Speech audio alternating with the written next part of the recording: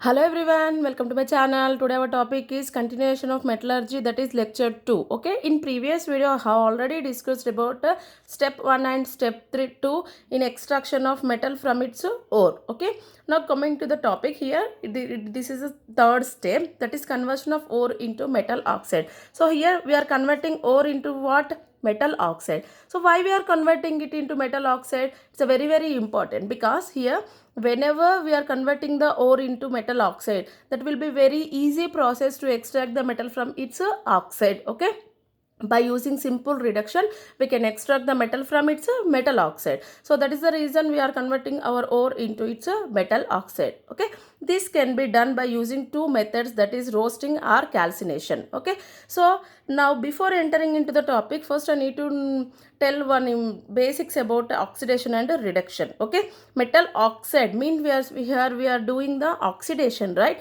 Here what is meant by oxidation? What is meant by oxidation? Addition of oxygen is also called as oxidation, or removal of hydrogen is also called as oxidation. Okay, if oxidation number is increasing,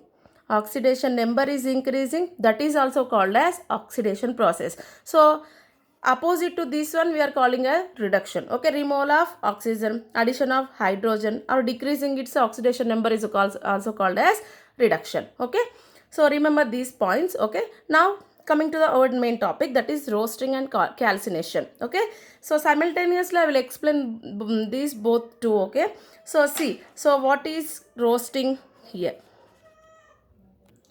See here we are doing just addition of oxygen. Okay, if we are doing addition of oxygen, heating of ore.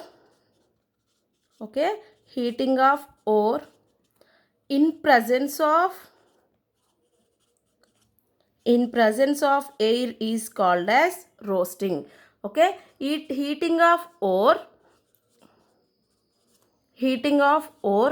in absence of air is called as calcination.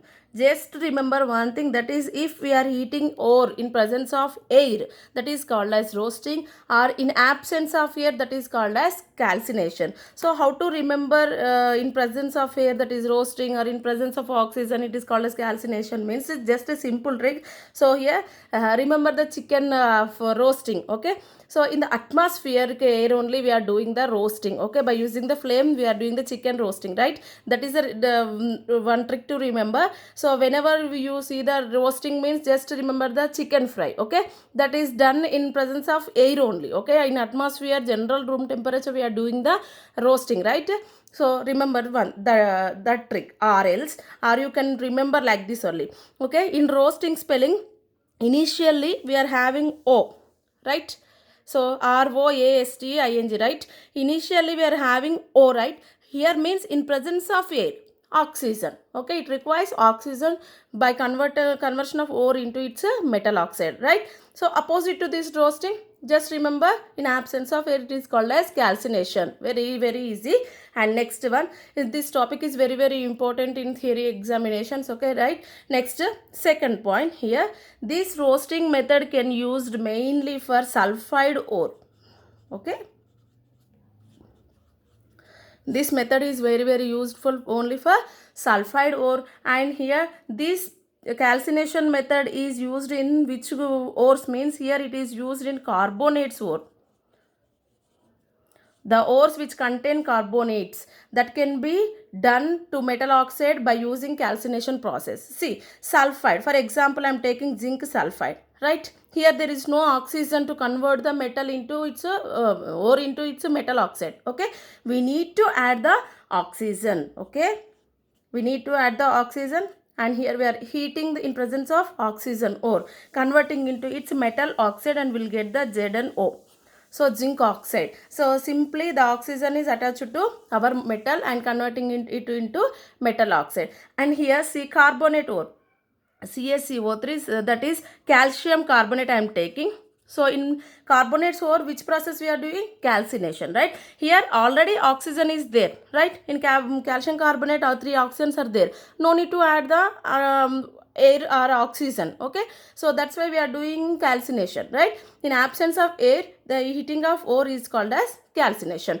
And if we heat this ore in absence of air, we'll converting into calcium oxide as well as carbon dioxide, right? This carbon dioxide is evaporating, then we'll get the calcium oxide. We are converting the ore into its metal oxide. So very, very important. And third one is the, so this is about the third step, that is the conversion of ore into its metal oxide. That can be done by using two methods, that is roasting or calcination. So roasting means here oxygen is present, means in presence of air we are doing the in presence of air we are doing the heating of ore, and that will converting into our ore into metal oxide. Calcination means here there is no oxygen in the initial spelling. Okay, initial word we are not having the oxygen, that is in absence of air we are converting our ore into its oxide, that is called as calcination. And this heat roasting can be mainly used for sulfide ore, and the calcination can be used only for carbonate ore. And here example for this one is zinc sulfide, and here the calcium carbonate we are taking. Okay, that's it. Now fourth step. Fourth step is the reduction of metal oxide. In third step we are converting our ore into metal oxide, and fourth step we are removing the oxygen from the metal, that is called reduction. So reduction means removal of oxygen from the metal oxide. Okay, so see here we are using reducing agent. By using reducing agent, small reducing agent we are using here reducing agents like coke, that is carbon or carbon monoxide, or hydrogen or ammonia, that is simple reducing agents we are using to remove the oxygen from the ore. Okay, metal oxide, and we'll get the crude metal. Okay, see here for example I am taking one example. For example, copper oxide is there. Okay, so in third step we are obtained this copper oxide. In we are doing reduction with any one of these, coke, carbon, or carbon monoxide, or H2, or else ammonia. So if you are doing this reducing agent adding, so it will convert the copper into its, will get copper crude metal, and copper is attached to oxygen, will get the carbon monoxide, like this. So we can use any one of these 3 to 4 reagents, we will get the metal. Okay, this is called as crude metal. So it is not 100% pure metal, it is having little bit of impurities. Last step will do the purification of refining of this crude metal. Will get at that process will get the 100% pure metal, right? Here we are taking another example. Lead oxide are then converted into lead or carbon monoxide. Okay, and here if you use hydrogen, for example if you use a coke, carbon will get this one, or in presence of hydrogen if you are doing the reduction will get H2O first, then lead will get. Okay, or if you use carbon monoxide reducing agent, and will get carbon dioxide and lead metal. Okay, this is the simple reduction. In this step we will getting the only crude metal, that is having the only 99% of purity metal. Okay, in last step we will doing the distillation or refining. And remember one thing here, the important note point here, copper, lead and iron, these three can be reduced by using coke, carbon monoxide, H2 and NH3. By using any one of these 4 reagents, the copper, lead and iron oxides can converting into its crude metal. But the zinc oxide cannot reduced by carbon monoxide, hydrogen or ammonia. It can only reduced by using coke. It's a very, very important for competitive exams. Okay, only coke can reduce the zinc oxide. It will converting into zinc and carbon monoxide. So very, very important point to be noted. Okay, just coke can reduce the zinc oxide. None other of these these three can reduce the zinc oxide. Okay, by using the coke only we can reduce the zinc oxide into zinc and carbon monoxide. Okay, next one, some oxides are there, that is silver oxide and mercury oxide, sorry,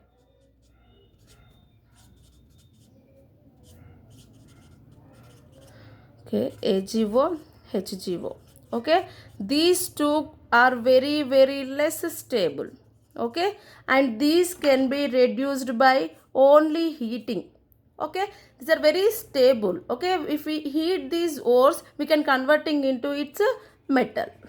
Okay, for example, silver oxide, and if we heat like this we'll get silver and half O2. And mercury oxide, if we heat we'll get mercury metal and half O2. Next one, the oxides of some metals are very stable. Which oxides means, see, for example, first year group elements, so sodium, potassium, and second year group elements calcium, magnesium and aluminium. So these are very stable oxides.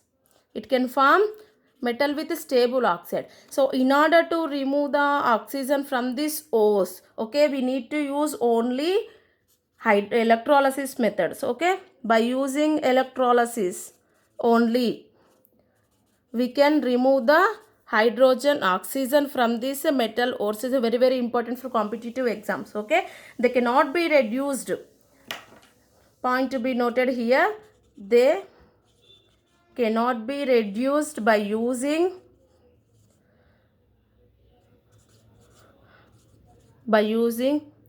coke, hydrogen, next carbon monoxide and ammonia. So none of these reagents cannot reduce the sodium, potassium, calcium, magnesium and aluminum oxides. So for this we can use only the hydrolysis only. Okay, if we do the hydrolysis method only we can get the metal. Okay, we can remove the oxides from the metals. Are very important. Okay. Okay, for this we have finished step 4. Okay, we have for extraction of metal from its ore takes place how many steps? By using 5 steps we can extract the metal from its ore. So what is the first step? Crushing of ore. Second step, concentration of ore. Third step is the conversion of ore into metal oxide, and fourth step is the reduction of metal oxide in metal oxide, and fifth step is the purification and refining. Okay, one more left we'll do in the next video. Okay, I hope you understand the video. So thanks for watching.